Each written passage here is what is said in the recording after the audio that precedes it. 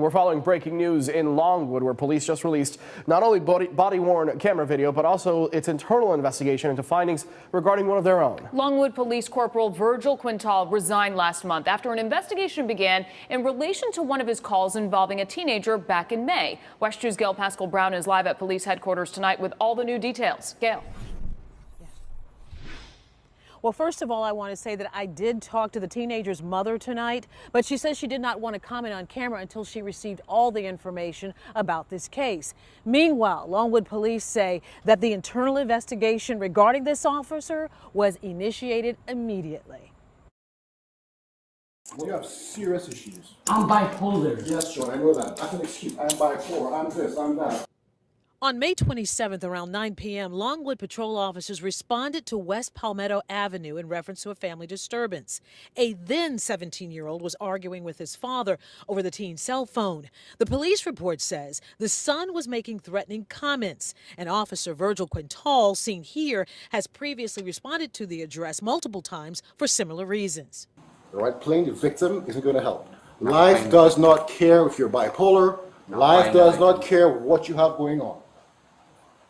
Okay? It's just not right that whenever I'm telling my mom or my dad that I'm going to jump in front of a bus and they tell me to do it. Two other officers who also responded reported that Corporal Quintal became unprofessional and agitated. Hand on my face. What are you going to do?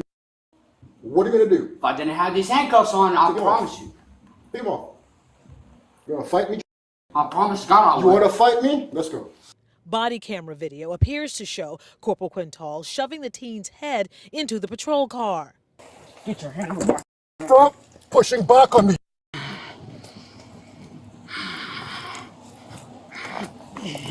Stop pushing back. Try it again. And putting his hand around the teen's neck. Try it again. Get your hand off my neck. Get your hand off me. Another officer is seen removing Quintal's hand. That's physical assault and personal charges on you. The teenager, who just turned 18 years old, was put into the patrol car and transported to the hospital where he was medically examined. On June 2nd, an administrative investigation was opened. Virgil Quintal resigned from the City of Longwood Police Department on June 30th, while still in a suspended status. Longwood Police says the investigation has resulted in 10 sustained violations of the department's written directives relating to response to resistance and standards of conduct. The administrative investigation is now closed. Now, the internal investigation by Longwood Police has been forwarded to the Florida Department of Law Enforcement for review. Covering Seminole County, live in Longwood, I'm Gail Pascal Brown, West 2 News. I would say that it's possible more Americans need to be bipolar. Shout out to this young man, 17, 18 at the time. I was a little confused about that. Gail, I'm also a little disappointed in you. You said the officer put his hands around this gentleman's neck, this young man's neck. He actually choke slammed him to the ground by his neck, so I don't know why you watered that down. But I'm in a watered down mood, so I'm not going to give you an amped up version of my response to your watering that situation down. I am Trailhand Bill reporting live from South Florida. It is 11:37 Saturday night. Guys, I hope you have had a great weekend so far. We are back in Florida, Longwood. That's about 3.5 hours from here. I had to look it up. I have a gripe with this mother and this father. The mom has some more things to say if you read the print article. I'll leave that in the pinned comment and description, Lord willing. I'm hesitant to see you as a victim at all, whether the father or the mother here, but in the print article it was the mom talking, and she seemed a little distraught about how her son was treated. But what she did say is that the father, her and her husband, did not even see the arrest, which happened right outside of their residence. They only knew what took place later because they saw the body cam footage. Now,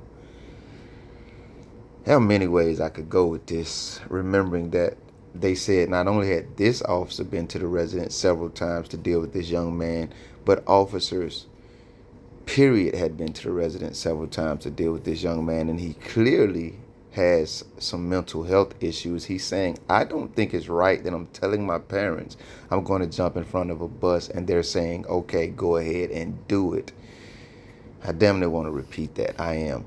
He said, I don't think it's right that I'm telling my parents I'm going to jump in front of a bus, and they're saying, go ahead and do it.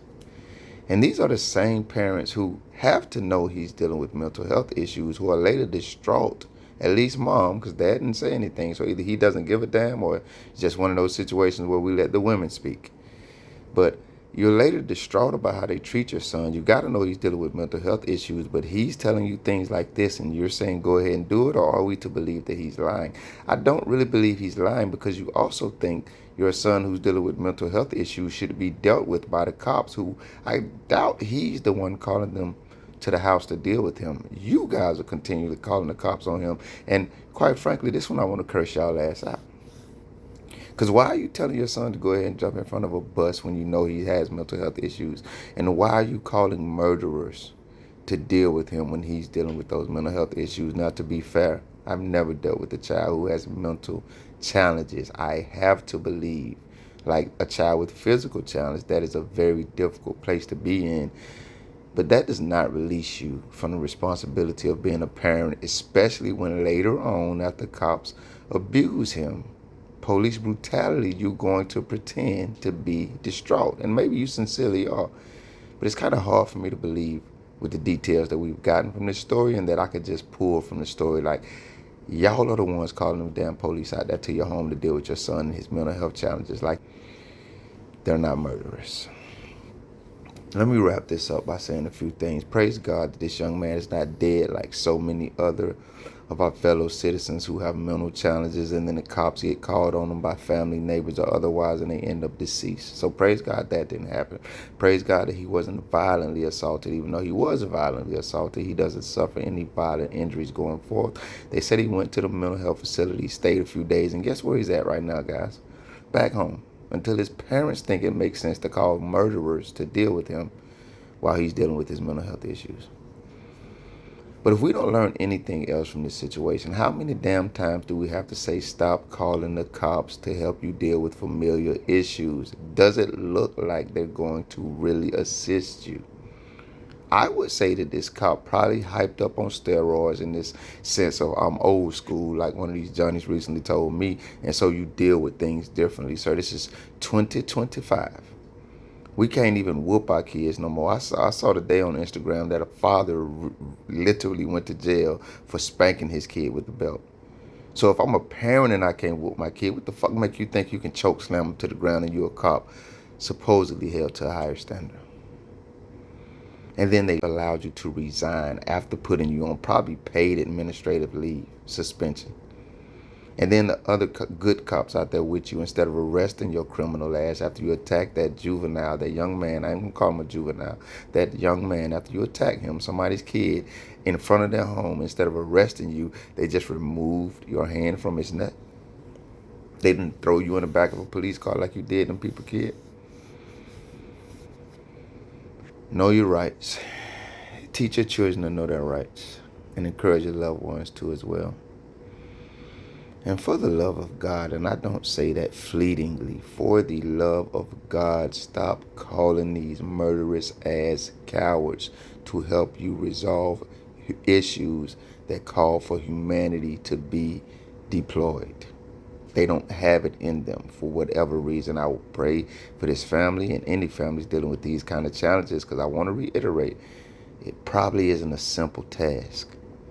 But I don't know how you get from let us figure out how we can deal with this simple task to repeatedly calling murderers on your offspring.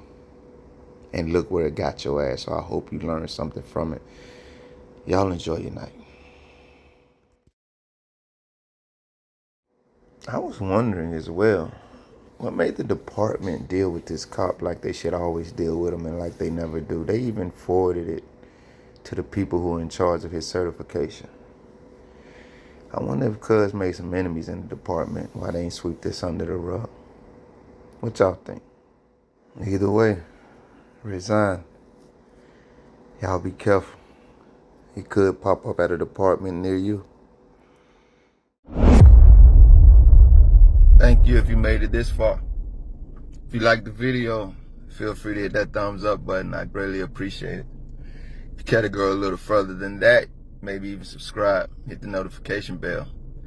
Check out a few of the other videos on the channel. Either way, y'all be safe.